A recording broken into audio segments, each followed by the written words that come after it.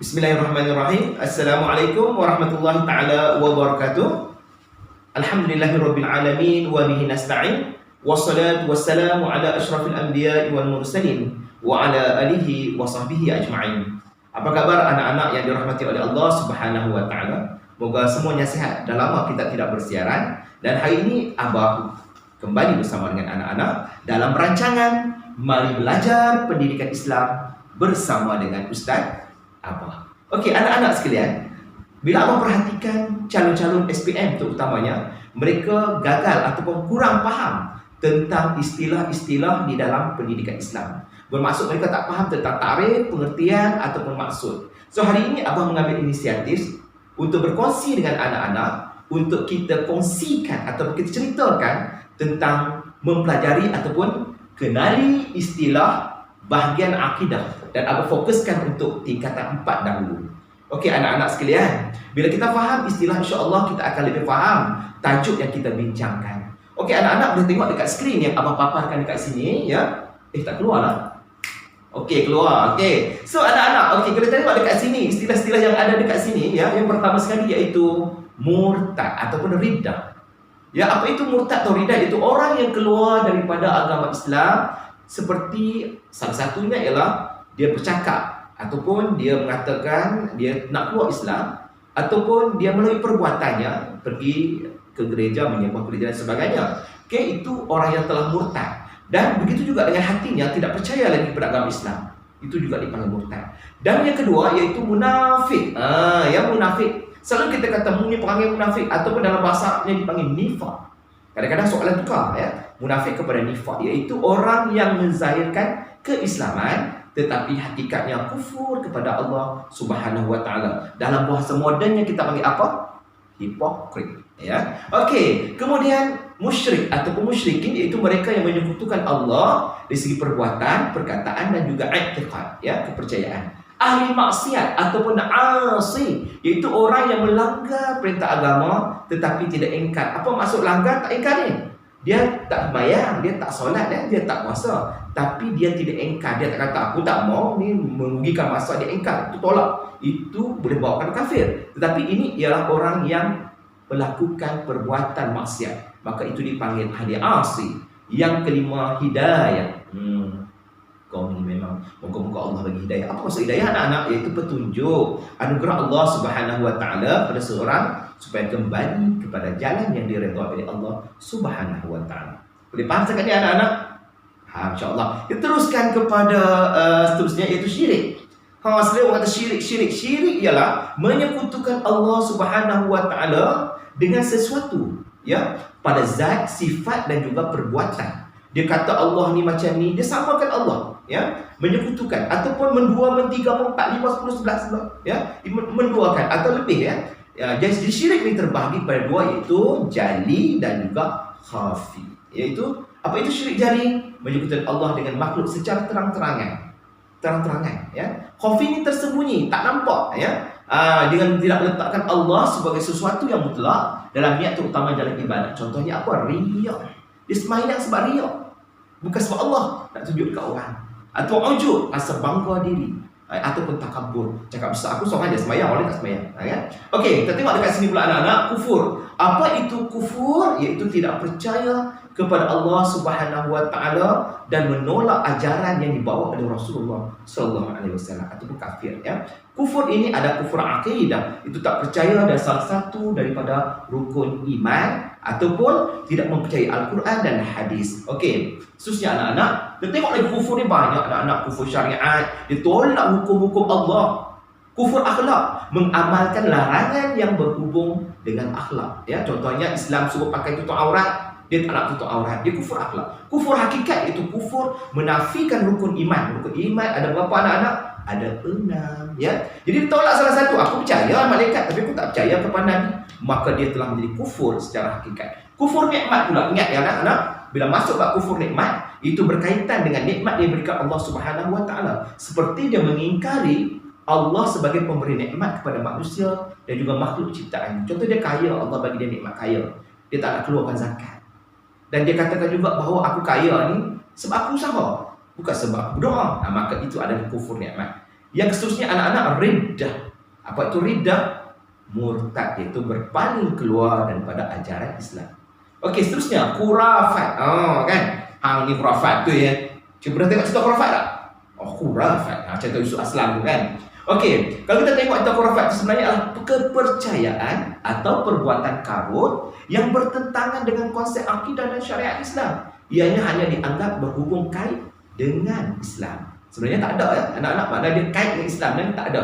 Sebenarnya dia bercanggah dengan ajaran Islam. Okey, sihir. Kita teruskan sihir. Sihir tu apa anak-anak? Sihir satu ilmu atau perbuatan secara halus dengan perbuatan makhluk gaib, minta tolong syaitan, jin untuk mengeliru dan memudaratkan orang lain. Seperti apa? Seperti buat pukau.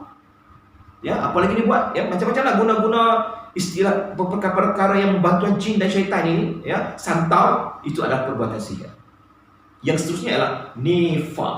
Nifaq ialah munafik, ya. Tadi kan tak boleh sebut dah tadi munafik. Sejak dia tukar soalan, berpura-pura iman sedangkan hatinya kufur. Sama dengan munafik. Dosa tu apa pula anak-anak? Hang ni dosa banyak.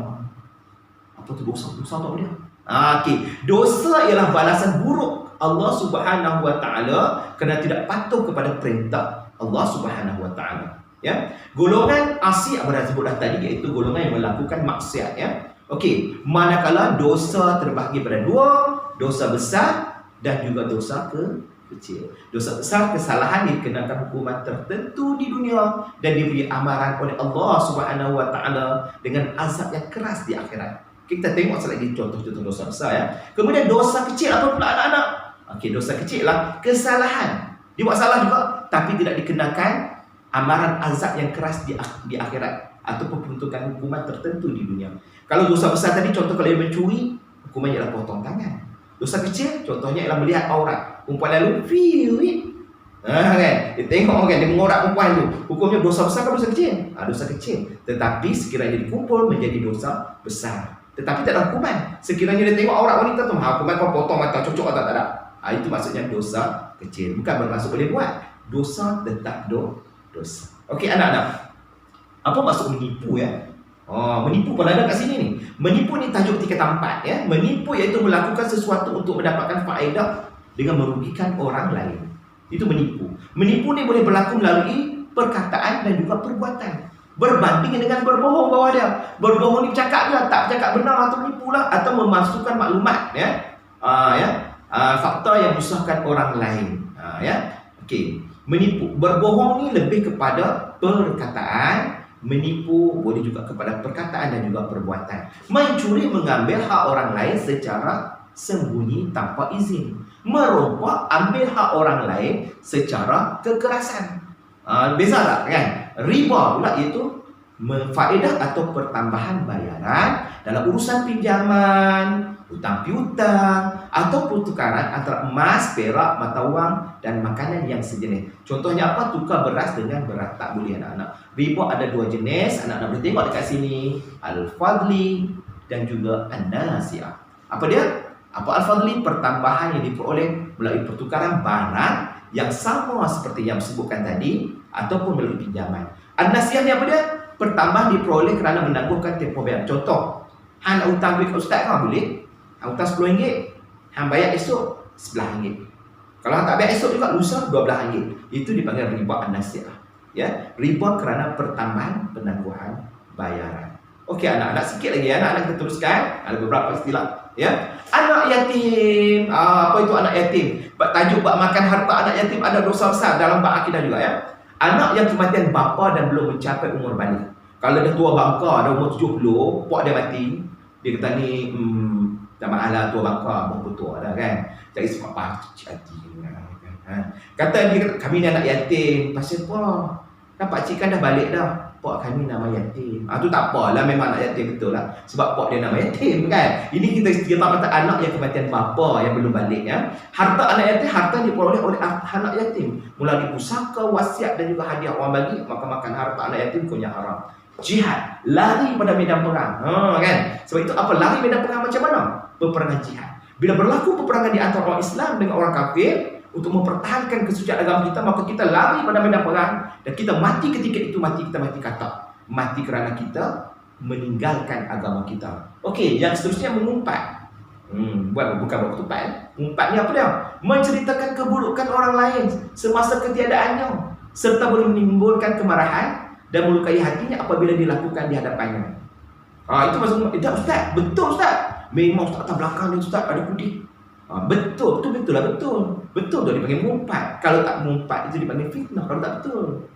Ya, kalau dia kecil hati kita cerita keburukan dia, maka itu dipanggil mengumpat. Lain lah kalau tak ustaz handsome kita kat belakang. Ustaz tak marah kan? Sebab memang betul-betul handsome. Okey, anak-anak. Okey, kita teruskan yang terakhir dalam slide yang terakhir, iaitu fitnah. Tadi aku sebut tadi fitnah melemparkan tuduhan kepada individu tanpa bukti. Ya. Okey, begitu juga anak-anak dalam tajuk ni juga ada ceritakan tentang arak. Apa itu arak? Sejenis minuman yang memabukkan, dibuat daripada perahan buah-buahan, ya, atau diperang. Okey, dadah sejenis bahan yang boleh menghilangkan daya fikiran dan menghayalkan. Okey, zina, persetubuhan haram tanpa nikah yang sah antara lelaki dan perempuan. Ya. Qazaf itu apa? Menuduh seorang yang baik melakukan zina tanpa 4 orang saksi. Ya, tak ada saksi tuduh tu zina, dia tu zina. Dia tu boleh dituduh sebagai qazaf, kerana menuduh orang melakukan zina, ya. Liwat, mesti tahu lah ni zaman moden sekarang ni kan. Transgender kan, iaitu liwat hubungan sejenis antara lelaki dengan lelaki. Lelaki suka lelaki. Manakala musahqah ataupun dipanggil lesbian, hubungan sejenis antara perempuan dengan perempuan.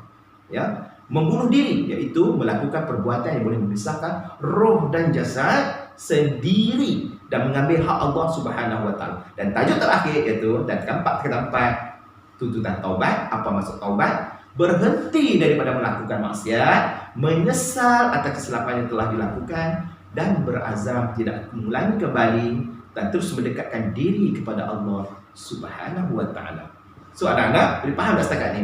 Abang yakin insya-Allah semoga sedikit perkongsian abang pasal laju sikit sebab tajuk ni banyak abang nak cerita, dan apa pun yang penting sekali, yang baik itu daripada Allah Subhanahu Wa Taala, yang kurang itu daripada abang sendiri. Okey, anak-anak jumpa lagi dalam part 2.